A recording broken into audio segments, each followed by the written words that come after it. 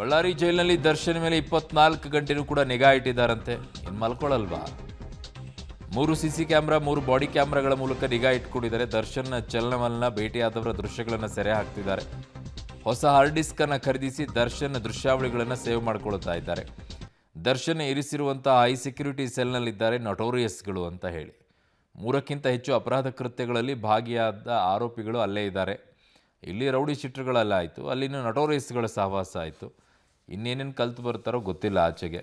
ಆಚೆ ಇದ್ದಾಗಲೇ ಒಂದು ರೀತಿಯಂಥ ಚರ್ಚೆಗಳು ನಡೀತಾ ಇತ್ತು. ಈಗ ಪರಪ್ಪನ ಅಗ್ರಹಾರದಲ್ಲಿ ರೌಡಿ ಶೀಟರ್ಗಳ ಸಹವಾಸ ಆಯಿತು. ಈಗ ಬಳ್ಳಾರಿ ಜೈಲಲ್ಲಿ ನಟೋರಿಯಸ್ಗಳ ಸಹವಾಸ ಆಯಿತು.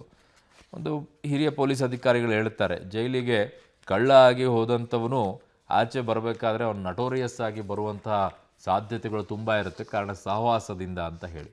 ಬಟ್ ಇಲ್ಲಿ ಬದಲಾವಣೆ ಆಗಿ ಬರ್ತಾರಾ ಅಥವಾ ದೊಡ್ಡ ದೊಡ್ಡ ಸಂಪರ್ಕಗಳಿಂದಾಗಿ ಆಚೆ ಬರ್ತಾರಾ ಗೊತ್ತಿಲ್ಲ. ಸದ್ಯಕ್ಕಂತೂ ಚರ್ಚೆ ಅಂತೂ ಇದೆ. ಅಲ್ಲಿ ನಟೋರಿಯಸ್ಗಳು ಅವರ ಸೆಲ್ಲಲ್ಲಂತೂ ಇದ್ದಾರೆ.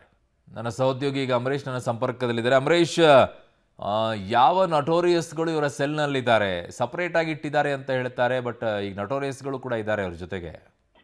ಖಂಡಿತ ಅರುಣ್, ಯಾಕಂದ್ರೆ ಯಾವೆಲ್ಲ ಸಾಕಷ್ಟು ಭಯೋತ್ಪಾದಕ ಕೃತ್ಯಗಳಲ್ಲಿ ಭಾಗಿಯಾಗಿದ್ದಂಥವ್ರು, ಮತ್ತೊಂದು ಕಡೆಗೆ ಕೊಲೆ ದರೋಡೆ ಪ್ರಕರಣಗಳಲ್ಲಿ ಭಾಗಿಯಾಗಿದ್ದಂತ ಒಟ್ಟು 4 ಖೈದಿಗಳನ್ನ ಇದೀಗ ದರ್ಶನ್ ಅವ್ರನ್ನ ಇರಿಸಲಾಗಿರುವಂತಹ ಹೈ ಸೆಕ್ಯೂರಿಟಿ ಸೆಲ್ ನ ಕೋಣೆಗಳಲ್ಲಿ, ಅಂದ್ರೆ ಅಕ್ಕಪಕ್ಕದ ಕೋಣೆಗಳಲ್ಲಿ ಇರಿಸಲಾಗಿದೆ. ಇದೇ ಕಾರಣಕ್ಕೋಸ್ಕರ ಅಲ್ಲಿ ಸಾಕಷ್ಟು ಭದ್ರತೆಯನ್ನು ಕೂಡ ಒದಗಿಸಲಾಗಿದೆ. ಅಂದ್ರೆ ಹೈ ಸೆಕ್ಯೂರಿಟಿ ಸೆಲ್ ನ 15 ಕೋಣೆಗಳ ಪೈಕಿ ಕೊನೆಯ ಕೋಣೆಯಲ್ಲಿ ಇದೀಗ ದರ್ಶನ್ ಅವ್ರನ್ನ ಬಂಧಿಸಲಾಗಿದೆ. ಯಾವುದೇ ಕಾರಣಕ್ಕೂ ಸಹಿತ ದರ್ಶನ್ ಅವರು ಅಕ್ಕಪಕ್ಕದ ಸೆಲ್ಗಳಲ್ಲಿ ಇರ್ತಕ್ಕಂಥ ಕೈದಿಗಳ ಜೊತೆಗೆ ಸಂಪರ್ಕ ಸಾಧಿಸಬಾರ್ದು, ಮತ್ತೊಂದು ಕಡೆಗೆ ಅವ್ರ ಜೊತೆಗೆ ಮಾತುಕತೆಯನ್ನು ಕೂಡ ಆಡಬಾರ್ದು. ಹೀಗಾಗಿ ಅವರು ವಾಕಿಂಗ್ ಬಂದಂತ ಸಂದರ್ಭದಲ್ಲಿ ಸಹಿತ ಅವ್ರ ಮೇಲೆ ನಿಗಾ ಇಡಬೇಕು ಅನ್ನುವಂತ ನಿಟ್ಟಿನಲ್ಲಿ ಈಗಾಗಲೇ ಅವರಿಗೆ ಭದ್ರತೆಗೋಸ್ಕರ ಕಲ್ಪಿಸಲಾಗಿರ್ತಕ್ಕಂಥ ಸಿಬ್ಬಂದಿಗಳಿದ್ರೆ ಅವ್ರಿಗೂ ಸಹಿತ ಬಾಡಿ ವಾರ್ನ್ ಕ್ಯಾಮೆರಾಗಳನ್ನು ಕೂಡ ಅಳವಡಿಸಲಾಗಿದೆ. ಒಟ್ಟಾರೆಯಾಗಿ ದರ್ಶನ್ ಅವರ ಮೇಲೆ 24 ಗಂಟೆಗಳ ಕಾಲವೂ ಸಹಿತ ನಿಗಾ ಇಡಬೇಕು ಅನ್ನುವಂತ ನಿಟ್ಟಿನಲ್ಲಿ ಈಗಾಗಲೇ ಡಿಐಜಿ ಅವರ ಸೂಚನೆ ನೀಡುತ್ತೆ. ಅದರ ಭಾಗವಾಗಿನೇ ವಿಶೇಷವಾಗಿ ಒಂದು ಹೆಚ್ಚುವರಿ ಆರ್ ಡಿಸ್ಕ್ ಅನ್ನು ತರಿಸೋದ್ರ ಮೂಲಕ ಅವರ ಚಲನವಲನಗಳ ಮೇಲೆ ಕೂಡ ನಿಗಾ ಇಡಲಾಗಿದೆ. ಮತ್ತೊಂದು ಕಡೆಗೆ ಇಲ್ಲಿ ಇರ್ತಕ್ಕಂಥ ಅಂದ್ರೆ ಆ ಒಂದು ಹೈ ಸೆಕ್ಯೂರಿಟಿ ಸೆಲ್ ಅಲ್ಲಿ ಇರ್ತಕ್ಕಂಥ ಖೈದಿಗಳೇನಿದ್ರೆ ಅವರೆಲ್ಲರೂ ಕೂಡ ನಟೋರಿಯಸ್ ಆಗಿದ್ದಾರೆ. ಮತ್ತೊಂದು ಕಡೆಗೆ ಥ್ರೆಟ್ ಇರ್ತಕ್ಕಂಥವ್ರೆ ಆಗಿರೋದ್ರಿಂದ ಇವ್ರ ಜೊತೆಗೆ ಕೂಡ ಸಂಪರ್ಕ ಸಾಧಿಸಬಾರ್ದು ಅನ್ನೋ ಈಗ ದರ್ಶನ್ ಅವ್ರ ಮೇಲೆ ನಿಗಾ ಇಡಲಾಗಿದೆ. ಅರುಣ್. ಓಕೆ ಅಮರೇಶ್, ನಿಮ್ಮೆಲ್ಲ ಮಾಹಿತಿಗೆ ಧನ್ಯವಾದಗಳು.